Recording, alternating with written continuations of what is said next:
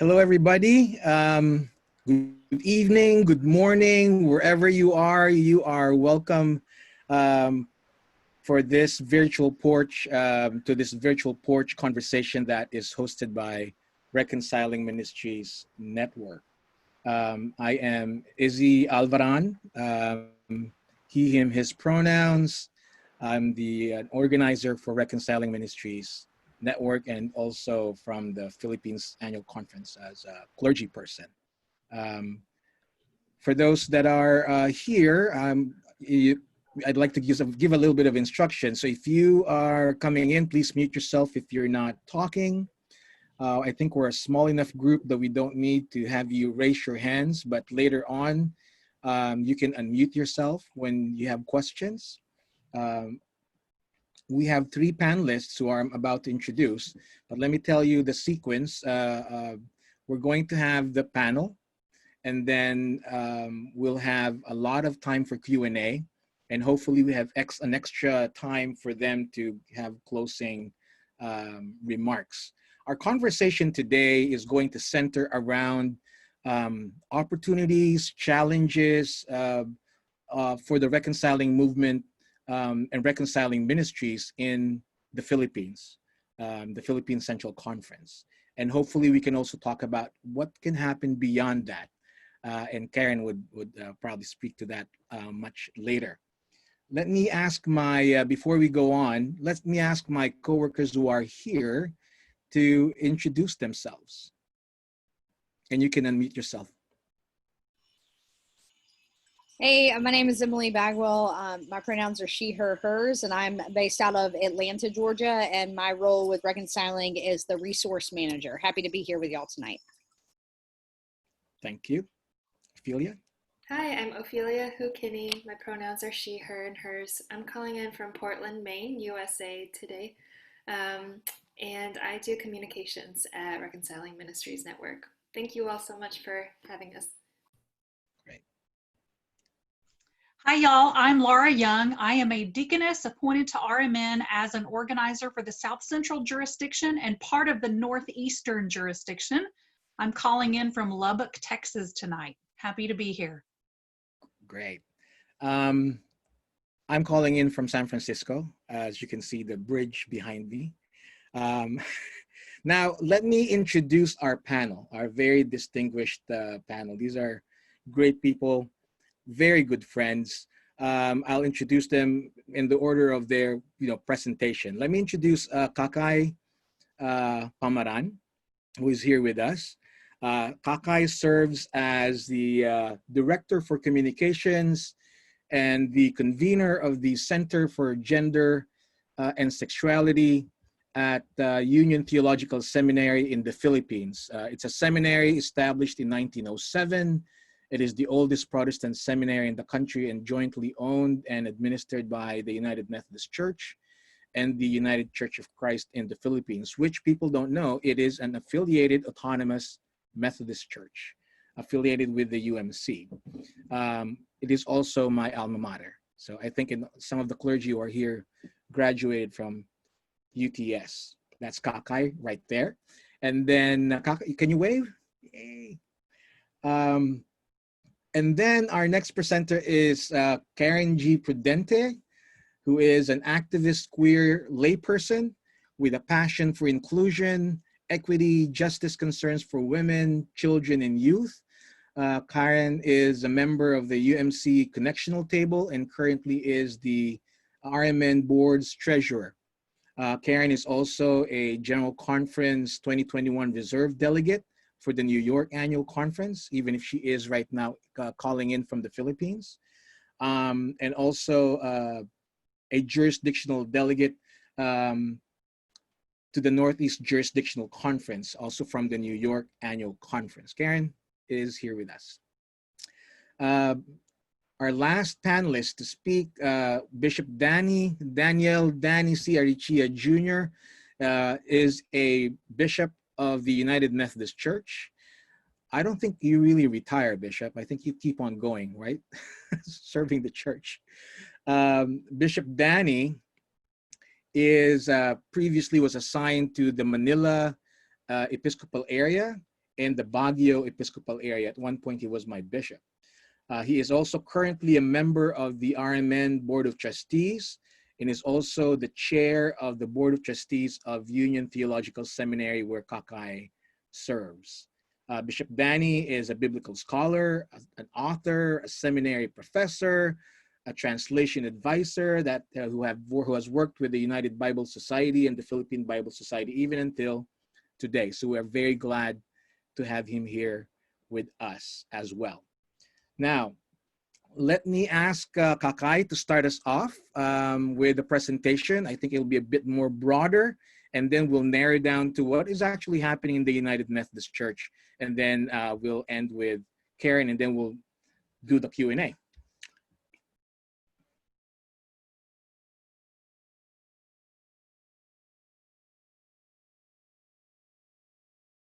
Okay, okay, can everybody hear me? Yes. Okay. So I am tasked to talk about the work of Union in the area of gender and sexuality, but I'd like to frame that in a much broader context or framework. And I'm not sure if I can do that in 7 minutes, but I will try. So I depart from the Center for Gender and Sexuality here in Union Theological Seminary. My boss is here, Bishop Danny. Hi, sir. And we are located a few kilometers, about 50 kilometers south of Metro Manila. As Izzy said, we are the oldest and probably the best Protestant seminary this side of the world. So yeah, let me begin my presentation with talking about the work of gender sexuality in the context of the Philippines. So let me start off with 3 points. Of course, to be LGBT in the Philippines is a complex matter, as you know. But let me just quickly talk about 3 points that I'd like to make today to tell you about it.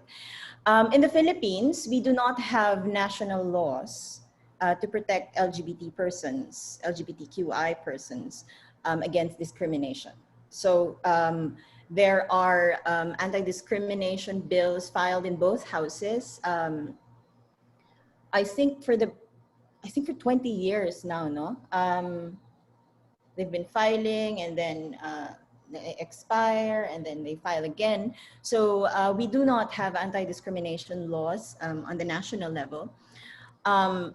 But some of our cities do have anti-discrimination ordinances. So as of this year, there are 15 cities, only 15 cities in the Philippines have anti-discrimination ordinances. And there are 3 barangays, particularly in Quezon City, 1 municipality, and 5 provinces.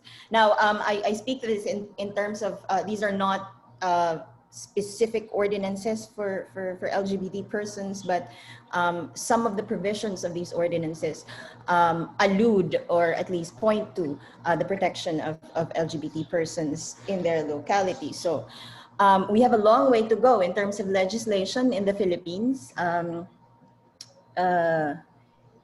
And largely it is because of how we are as a population. Our religious persuasion is 87% Christian, 80% of that 87% is Roman Catholic, and only 7% is mainline Protestant.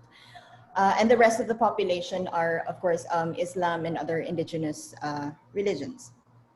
However, the Pew Research Forum, and you can look this up online, says that 73% of Filipinos, Filipinas say that homosexuality, and this is the term of the research, that homosexuality must be accepted, can be accepted. Of course, acceptance is a layered word, and we will not have time to unpack that, but it's that, no? At least the majority of the population in our country say that LGBT persons should be accepted. Now, in terms of social, political, economic oppression, we might have varying analysis on what the Philippine society is, but largely the Philippines is still a semi-colonial, semi-feudal country. And so because LGBT persons belong to the labor sector, et cetera, the farming sector, agricultural sector, the LGBT oppression within these already oppressed sectors are worse, I would say. And here in the Philippines, and some of the Filipinos in this call can attest to that, we do have those medyo microaggressive, no? It's a bit microaggressive, no? In our families, in our communities, let's say, okay lang maging bakla basta. No, it's okay to be gay as long as ... So it's like that, no? Conformity is still a large issue, no, in the Philippines, because of how the society is, class-wise, cultural, religio-cultural, socio-political, economic, and how it locates itself in the global picture. We are a third world country. Mindanao is a fourth world country where our indigenous people yearn for a home that is no longer there, and some of our indigenous people, I've met some of them. Some of them are identifying as LGBT persons in ways that are defined differently. But you know, these are the layers, complex layers of how to be how you are as an LGBT person in the Philippines. And this is the context in which the Center for Gender and Sexuality in Union Theological Seminary does its work. So, Union, we have revamped our mission and vision and core values, duly approved by the Board of Trustees, as witnessed by our chairman in this call. And we have very sharp core values, and I want to share this with you now because I think it provides a good foundation for the work of gender and sexuality, justice work in the seminary.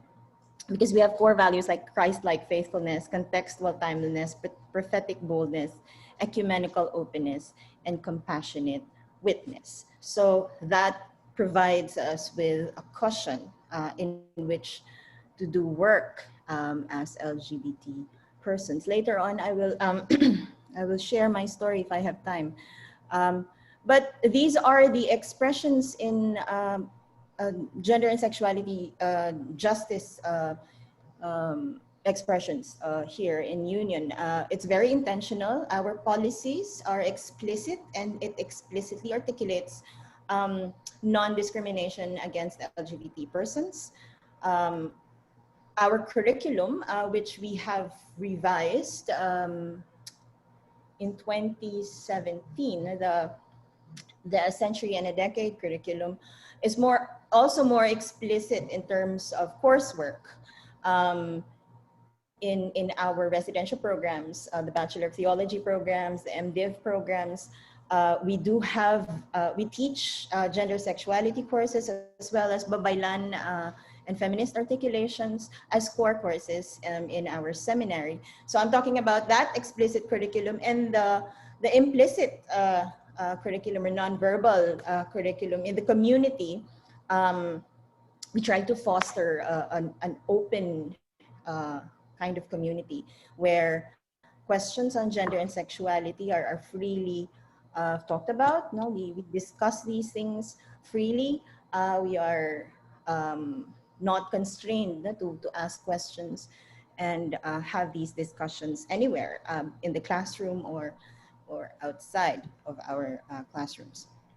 And of course, there are more intentional thrusts, no, other than other than the curricular, we have the co-curricular, extracurricular activities, and one good example of that is the establishment or the yeah, the establishment of the Center for Gender and Sexuality. It was transitioned from the Center for Women, Youth, and Children. And then at some point we realized that we had to keep the Center for Women, Youth, and Children intact, and then create another center. The center provides co-curricular and extracurricular activities for our students. We have regular contingents to the annual Pride Parade or the Pride March, for example. Our faculty, some of us, was invited to Senate hearings, for instance, to talk about anti-discrimination ordinances or bills. And also the center has created a pool of experts, theological experts, that other institutions can invite, and then can, you know, because I think Union is the only seminary with a Center for Gender and Sexuality, if I'm not mistaken, in the Philippines, with this kind of intentionality. So our annual academic calendar provides a full month, of course, but we are not restricted to doing our activities in that month, but we are provided a full month of intentional engagement. So we have fora, we have et cetera, you name it. We've thought about it, and we do that 1 month in a year. So that's among the expressions of inclusion in this seminary.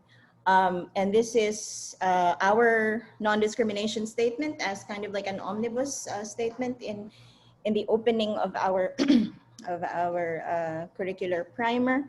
In compliance with international national laws, UTS does not discriminate against individuals on the basis of their race, sex, etc. The seminary does not discriminate against individuals on the basis of their sexual orientation, gender identity, or gender expression, consistent with the seminary's vision and mission. So these are explicitly said in all our documents here in seminary. And it does help in the work of gender justice in the Philippines, at least at this time. That ends my presentation. Thank you. Thank you, Kakay. I'm pretty sure we'll have more questions for you later, but Bishop Danny is here, who's the chair of the Board of Trustees. For all intents and purposes, that statement is a reconciling statement. Bishop Danny, you need to be a reconciling community as a seminary. Okay, let's go on and hear from Bishop Danny about the prospects, the challenges of reconciling work within the Philippine Central Conference of the United Methodist Church. Bishop Danny. You can unmute yourself, or let me unmute you. Okay.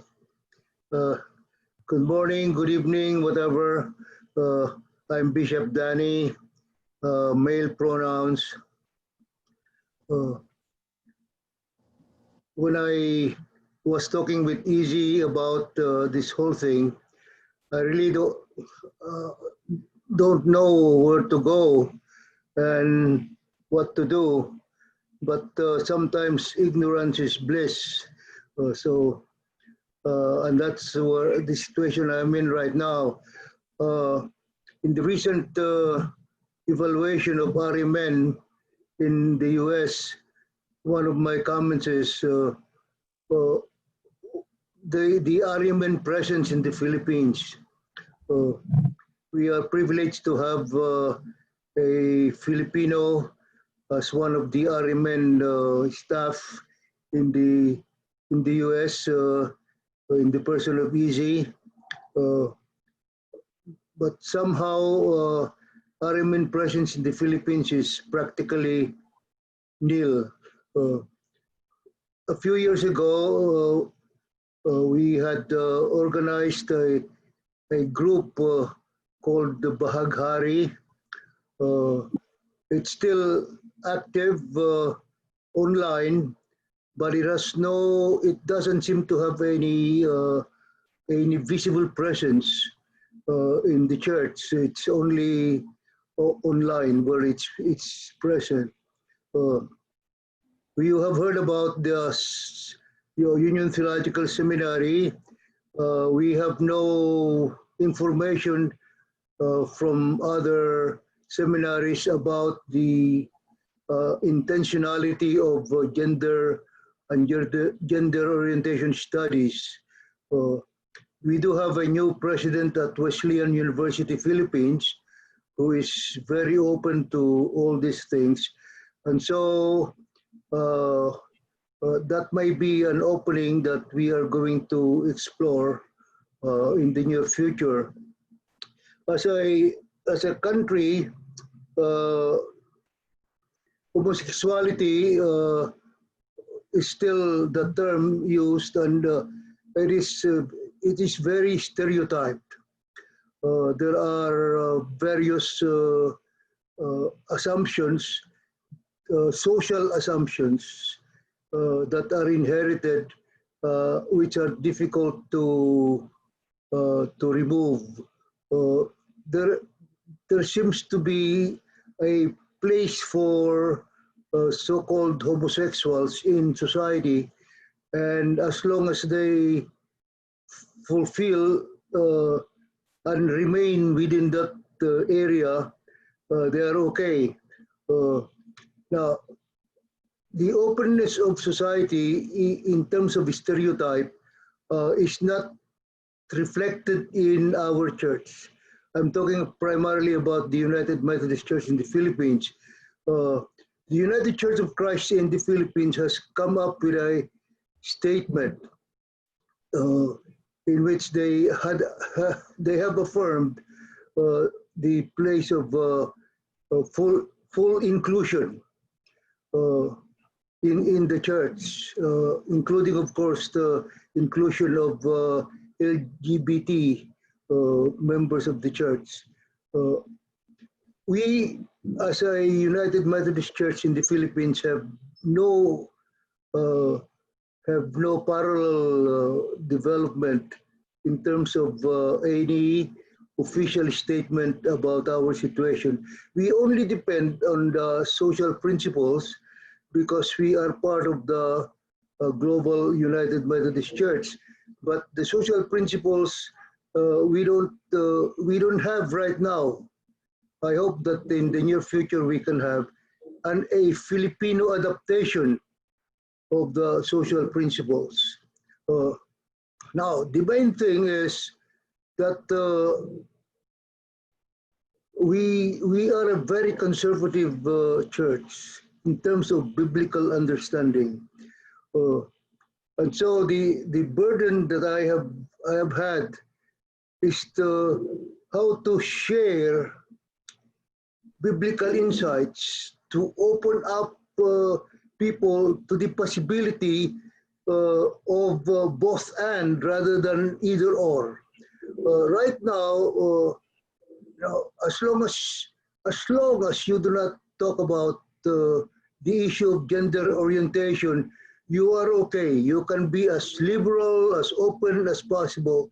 But once gender orientation comes into the discussion, people somehow withdraw from their openness, and they either silent if they agree, and of course if they don't agree, they are very vehement in expressing their opinions, and there seems to be very little openness when it comes to biblical ideas about gender and gender orientation. I think there are openings which we can exploit.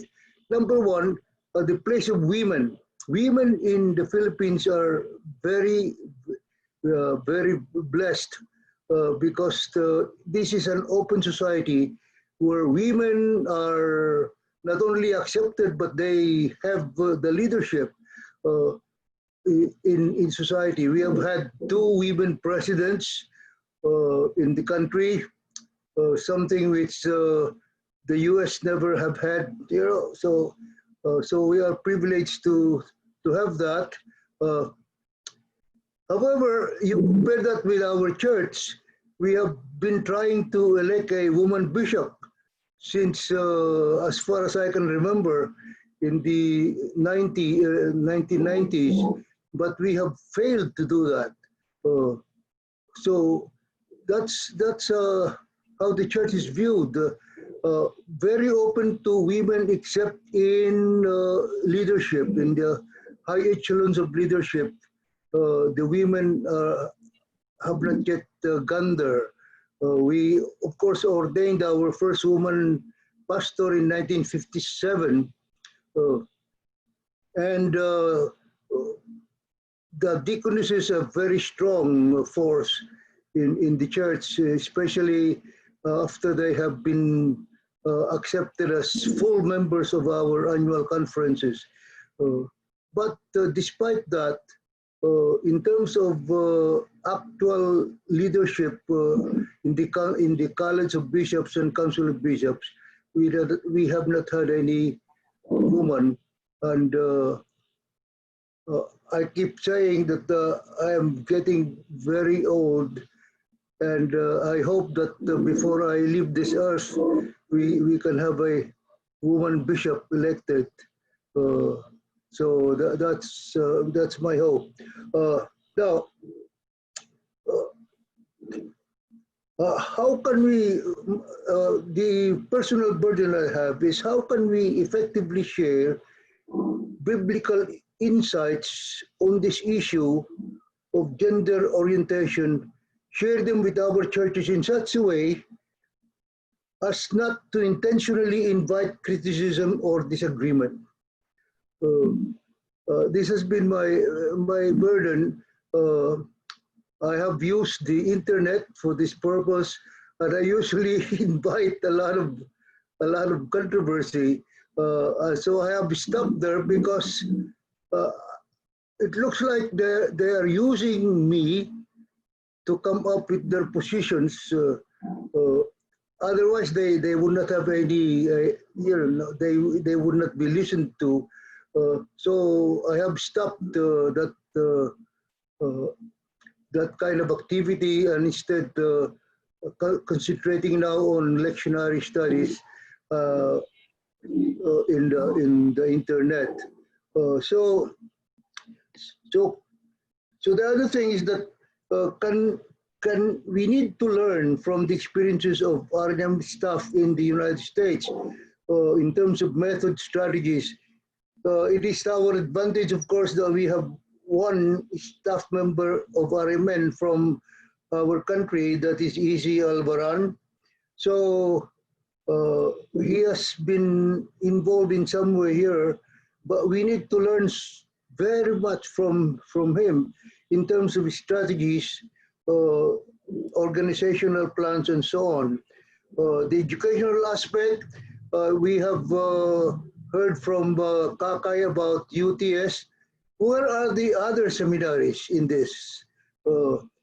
We are glad that we have a new president at Wesleyan University, Philippines, who is open to all this, and hopefully Wesley Divinity School, which is the other major seminary, Methodist seminary in the Philippines. We are hoping that there would be developments there with regard to gender orientation and equality.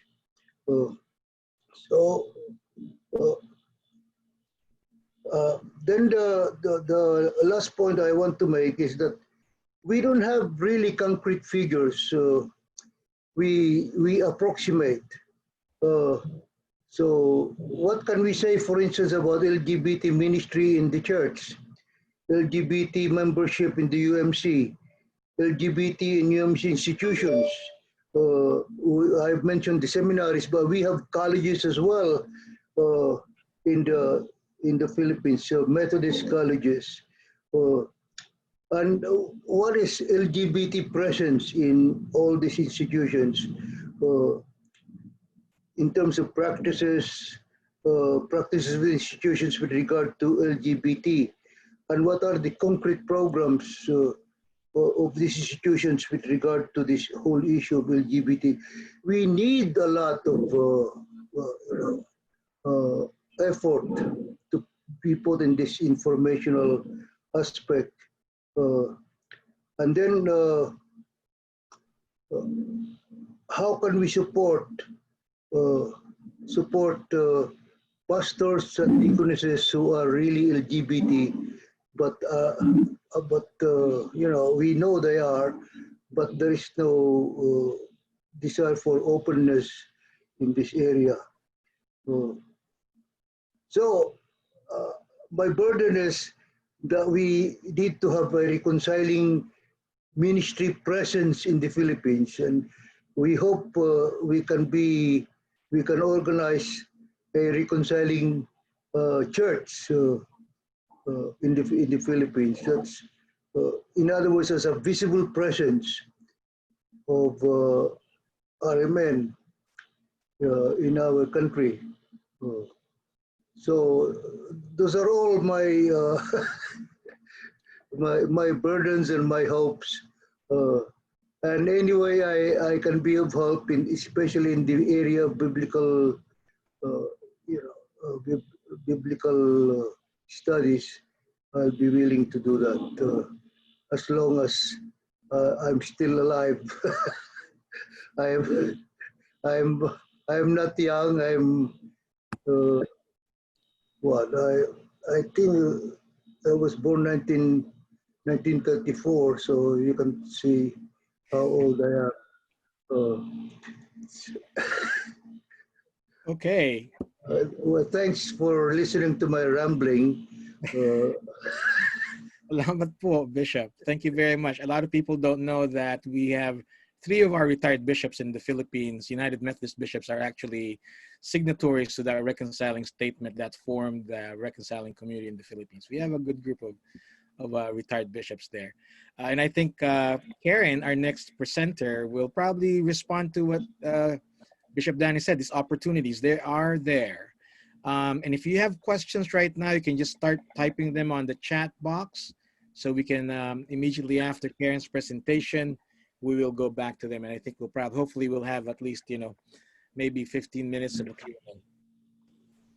Yes, good morning, everyone. I'm very grateful for both Kakay and Bishop Danny's foundation, the wisdom that they've shared about where we stand within the Filipino community here regarding reconciling ministries, which I would say is infant to some degree and not. And being Filipino-American, born in the US, but also raised here and being stuck here and watching how things are happening, even under the current administration. I mean, I think our challenge really as Christians is really to understand the whole concept of sex, which we don't even want to talk about, and the concept of love. And this is why it's part of our challenge of just breaking it down simply so that as a layperson, we can truly figure out how inclusion can really be part of the United Methodist Church, whether in the United States or globally, and specifically here in the Philippines.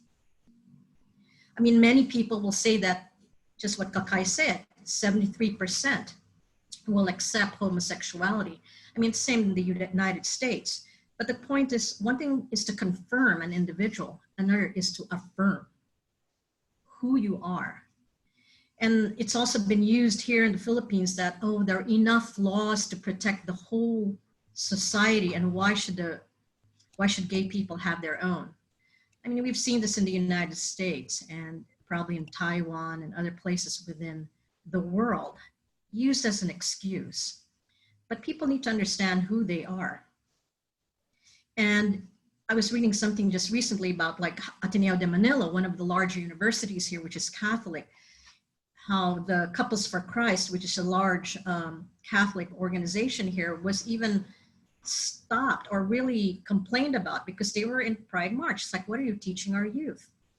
So, I mean, it's kind of interesting to see how people are so afraid of a small group of people. Thank you for giving us power. Thank you for giving us enough, power to think that we can change what marriage is, which is basically about love, and even changing how society can be. So yes, we need legislation, but for me, this is the role of where the church has become important, because legislation can be impermanent, but values and behavior and action are really what are even more important. And that's where we, as the church, become a key element in how we thrive. And so as Bishop mentioned about the Kabaghari group that was started a couple of years ago, I have been talking to a lot of younger people here in the Philippines, and also a group of allies, which we will most likely restart this November or December as a fellowship. And I have been talking to some individuals regarding Pan-Asia, not necessarily on Methodism, but about Christianity. And Kakay has been part of this group, which is wonderful. And how do we regroup as Christians within Asia, specifically on the LGBTQ sector of society? I mean, there's even talk perhaps of having a major conference here in the Philippines in 2022, 2023 of international leadership coming here. And I think this is the value of how does the church enable conversation to make it really a truly free space so that we can talk about how to thrive as a Christian. And that sexuality is really just one portion of us, but to truly understand where love is. And recently, and I hope that you'll share this about United Methodist Women, who I was part of for about almost 19 years on their staff, provided a statement, a very bold statement, which I'm also looking for many of my sisters around the world to follow this group of sisters about inclusion, because I believe also that the women are really the conscience of the church, especially we lay women. And this is why we have lay clergy, lay bishops in other countries, but yet within gender, which we don't want to say is really about sex, women are still, repressed. And that's why I look in the Philippines, we can't even get a female bishop, but yet we have presidents of this country who have become female. So for me, does the church lead, or does other parts of society lead? So I'm hoping that in a few months, by next year, that the United Methodist Church awakes itself to its future of where we need to be. Whether we're separated or we're together, what is our role? Whether it's in our seminaries, whether it's in our local churches, whether as lay people or clergy at every level of our church, we need to take responsibility. And I think this is where each of us needs to really think through and meditate and really figure out what is my role wherever we are placed in church and society. So I share that with you. And one last thing. Bishops really have a major role, and they can be, depending on context, they can be very hard, but it's also about transparency and how do we educate people in the pews, people who are delegates who have a vote in changing society or even just our church. Recently, I was just reading about Bishop Yam Kim Hao, who was the first bishop of Malaysia, a United Methodist, who also finished his education at Southern Methodist University. He changed his whole concept about homosexuality when one of his son's friends came up to him and looked for advice on how to talk to his mom so that young people wouldn't be kicked out of homes. And through the decades, he really understood. So that's why I'm looking not just maybe bishops, but also all of our local people, whether you're a deaconess, whether you're a clergy person, whether you're just a person sitting on a board of trustees in a school, we all have responsibility. It may take a while, but I hope we have that courage. So thank you. Thank you very much. Thank you very much to our panel. We'll go straight to our Q&A, and I think we'll have at least 20-something minutes here before we end. There's a question here from Simon Bondok, who's I know is calling and joining us from Canada, a Filipino-Canadian. I'm actually hoping that his church, that's the Independent Methodist Church, would be a reconciling church. Maybe our first in Canada. Is there enough willing people in the Philippines that can plan and initiate countrywide education and advocacy on full inclusion among the annual conferences of the Central Conference? What will it take to get there? I think we're talking about willingness of Methodists in the Philippines. Anybody from our panel want to answer that? Is there enough willing Methodists in the Philippines to plan and initiate countrywide education and advocacy? I mean, Karen, can you probably speak more to that group that you're trying to organize that will meet monthly? Well, I think the Kabaghari group will be one area, because it'll, besides fellowship, it will have some webinars, and it could be a safe place where people could have this conversation. But on an annual conference level, it depends, because people are, there's this fear and this shame, but I'd really prefer that it be out of curiosity, that's where we come from. The people have the courage to be curious. And perhaps if that's where we create it, so that walking, and let's not even hold it in a church, let's hold it at an academic area. So it's more, because it's a different when you're in an academic environment or a neutral space where people can have conversation. I think there's possibility, but like everything, it takes time. But yes, it is possible. I believe that. Okay, thank you. May I say something about that? We have had, in my memory, one convocation or sort of convocation on gender orientation, and we held that in a church, Central Church, and the subjects, the topics for discussion were really centered on biblical and theological studies regarding gender orientation. There was no follow-up, although we got some of the papers there and published them in a sort of a publication that was connected with, I think I remember, connected with my birthday. So some of those papers were published there.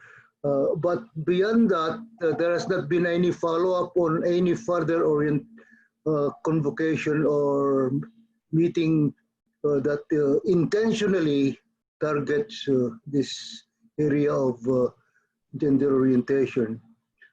So I think what Karen is talking about is the educational aspect of all these things, and how can we do it not only in Manila but in the provinces to involve more people. But with this webinar, or Zoom and so on, I think we have possibilities now of doing that online rather than in actual presence. Okay. When Nestor who's here, was president of the National Association of Filipino American United Methodists, they co-sponsored a forum on human sexuality in the church. This was in 2016. And Kakay was one of the speakers, and Bishop Danny. If you go to YouTube, all the videos of the speakers are there. You just search it on YouTube, Forum on Human Sexuality in the Church, and it's all there. And that's really a good resource. And I know there needs to be a follow-up, and I think that's when Union Seminary will come into play. Now, next question here. This is about the reconciling process. Carlene is here, who's a pastor of the United Methodist Church and working with the National Council of Churches in the Philippines. How do we start making our local church conferences a reconciling church? Where do we start? Let's hold a meeting about that. I think that's a conversation, that's a longer conversation about the steps to be a reconciling church. But Carlene, hit me up and we'll talk about that. And Simon, your question is, might there be a need for another forum on human sexuality? Yes, definitely we can do that. When we did the last forum, it was right before General Conference, and we really intentionally invited General Conference and Central Conference delegates prior to the 2016 General Conference. But we did, the Kabahaghari was the one that put it together with NAFA on providing funds. What are the next steps in forming a pan-Asian? Izzy, may I say something before you move on to the next question? Well, I think this is something that you will answer too. It's about what's the next steps in forming a pan-Asian affirming network, and where's the development of that right now? Karen. Okay, so I'll start with the Pan-Asian, then I'll go back to General Conference. So, and Kakay might want to chime in regarding the Pan-Asia thing, because she's also, I think last year, Boone, who is Malaysian Chinese, who's been studying and really researching about human sexuality and LGBTQ issues in Asia, but predominantly among the Chinese-speaking communities in Asia for the last 15 years, was here to truly understand the angle from the Philippines. And he sees potential here. So Pan-Asia, yes, because it's been, Taiwan, it's been, at least for their society, there's a acceptance within Singapore, there is. I think it's just a matter of time within the Philippines, especially with 73% understanding or accepting, because most people have a family member who is gay in their family here in the Philippines, right?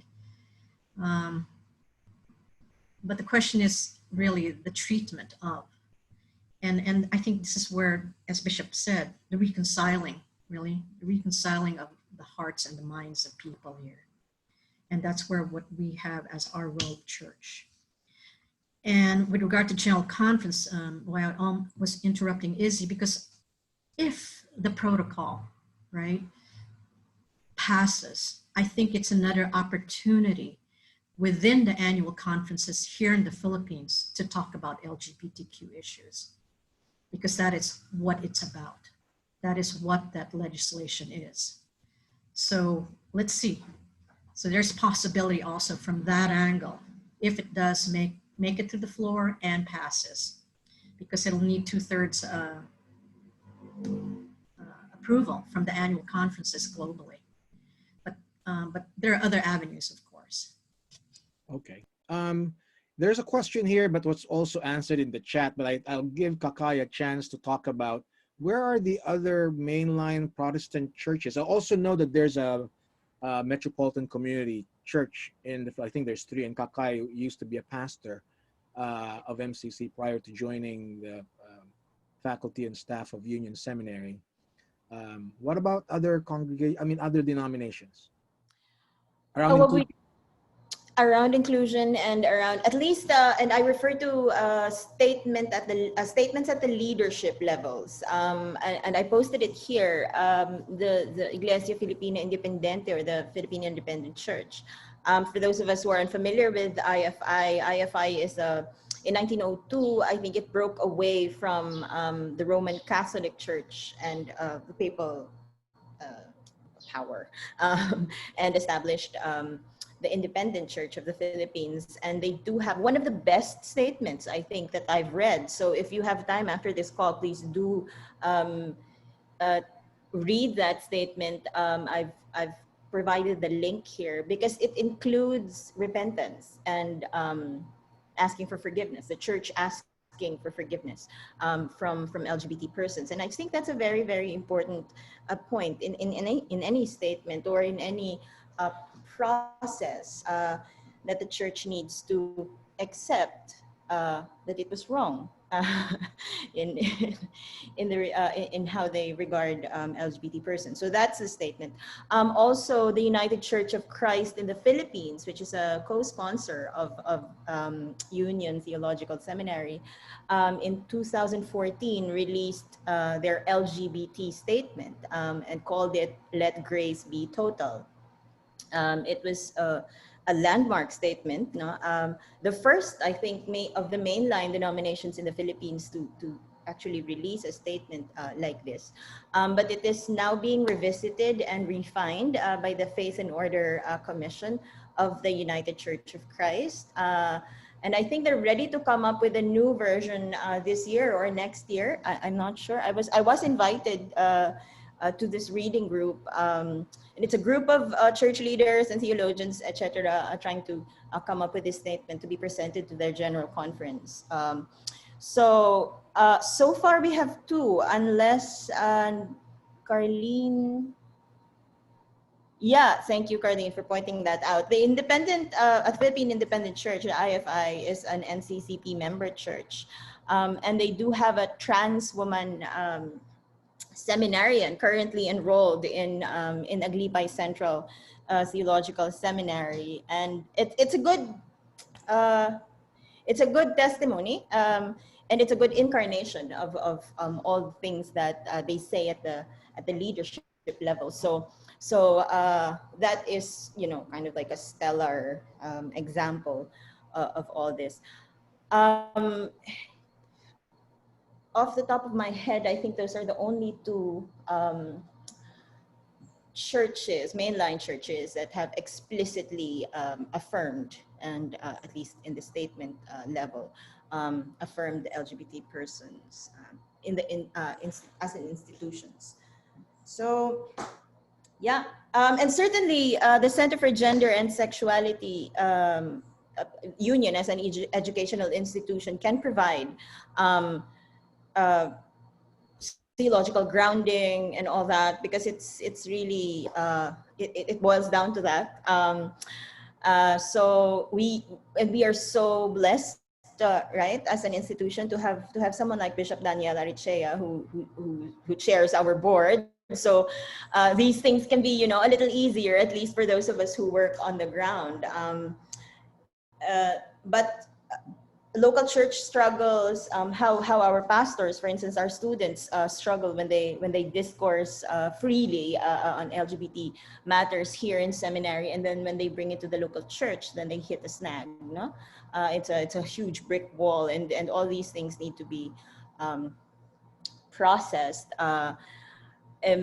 As far as the Center for Gender and Sexuality is, as far as the center goes, I think if Karen and any of the Kabahaghari people do, want to start something more intentional and strategic, you can count on the full support of the seminary, of the Center for Gender and Sexuality, and I am sure Bishop Daniel Arichea will rally the board to help us in this cause. Yeah, thank you. Thank you, Kakay. I know one of my, this is a personal project that I've been mulling about, and I think Janelle Ablola is here. The only two other out LGBTQ Filipino clergy that I know of, United Methodist in the whole world, the three of us are in this call. So I'm really grateful that Janelle is here. We really thought of a project of sending books on gender and sexuality, LGBTQ inclusion to Union Seminary for their center. And we're hoping, I think we also already agreed, between me and Janelle, that it will, and Michael Campos is here, who was teaching at the Union last seminary. We'll come up with a list of books that they need. We'll announce it, and people can send it to Pine UMC in San Francisco, ship it there, and then we'll send the whole box to Union Seminary as a resource, and probably call it, like, a Reconciling Ministries collection for the seminary. Yeah. Quickly, Kuya Pong Javier has started that, although it's not, the collections have not been properly curated yet, as we don't have someone to do that for us. But Kuya Pong Javier has started that shipment, several shipments actually, of books to the library. And we're excited to embark on that project. Thank you very much. There's a question here about what kind of resources we're going to send or can we provide, and that's one of them. And also, once the online gathering once a month will happen, we definitely can partner with Union Seminary, and then having something bigger, another forum for, I mean, definitely RMN would consider doing some form of organizing next year. Visit. Easy, can you include Wesley Divinity School in that program? Because now is the opportune time with a president who is very sympathetic with us in this issue. Yes, of course. I remember when I was in seminary, Bishop, I would look at secretly, go into the stacks and look at the books about LGBTQ. I was like deeply in the closet, and kind of putting those books in the library is really, they're like seeds planted. They're really important, Yeah. Are there So- any other questions? Well, I'd like to add well, something also. Okay. Once Bishop is, go ahead, Bishop. Well, I just wanted, because Easy is talking about the seminary. When Easy and I were both in seminary, we started a course on the Bible and human sexuality. And Easy took care of the theological aspect, and I took care of the biblical aspect.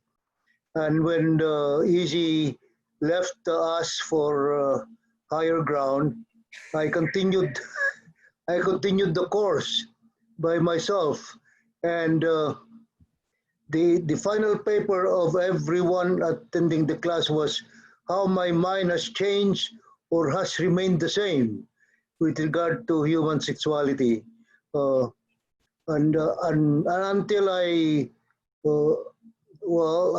when I was removed from the faculty, so the course ended.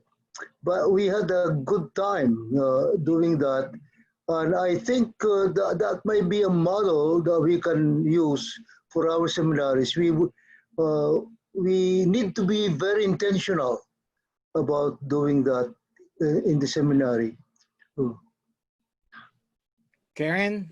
To further expound on what Bishop is saying, the Parents and Friends of Lesbian and Gays, the PFLAG group in the United States, actually was started in the basement of a United Methodist Church in New York City. And I keep wondering, what are the needs also of parents and friends of gay people here in the Philippines? I'm not sure if there is something that exists, and maybe this is a role that we as Christian, folk need to start. And United Methodist Women, the reason why they also have now made the statement, they as mothers, as aunts, as grandmothers realize that their own children are dying. And that's why this whole thing about youth violence, suicide became also a key element for them. So I'm also challenging our women here in this country, as mothers, grandmothers, aunts, sisters, cousins, what is our role? Even the men, So I just mentioned these two, just to give more thought. Well, thank you very much. Jen here, Jen Ferrarisa Meneses is the director or lead for the Central Conference's Board of Women's Work. It's a national program agency of the Central Conference. And they in the chat, she says that they offer seminars on gender and sexuality for the youth and women. It's one of their regular programs. And they just also don't have that enough funding to bring it to all the 26 annual conferences of the Central Conference. So we have great allies with the Board of Women's Work, even with our deaconesses, like really, really strong allies. So it is past the hour, and I would like to thank everybody who have joined us for the hour. The question is, what happens after this virtual porch? The virtual porch that we do are conversations to kind of pique the interest of the movement, with the hope that, you know, there would be follow-up. Well, we have people here who are with the National Association of Filipino American United Methodists. We have people here who work with general agencies who are Filipino Americans. We have pastors here who work with other Filipinos. Somebody here from Pastor Nancy from Minnesota, who has a Filipino American Filipino pastor who's attending the Minnesota RMN team meeting exactly at the same time. So Pastor Riva can't join us. And we have people here who are also clergy partnered to other Filipino gay clergy. They're all here. Frank is here. We will gather you together. We can do this again. Like on our own time, we will organize. And with Bishop here and Karen and Kakay providing leadership, thank you very much to all of you. There is always hope. And I'm praying that the church in the Philippines will grow, will stay with our connection so that we can do more work. With that, I would like to thank you, and I hope that we go from here with peace and the blessings of God. Salamat po ng marami at paalam. Thank you very much, and God Thank bless. you very much, everyone. Thank you very much. Bye. Bye.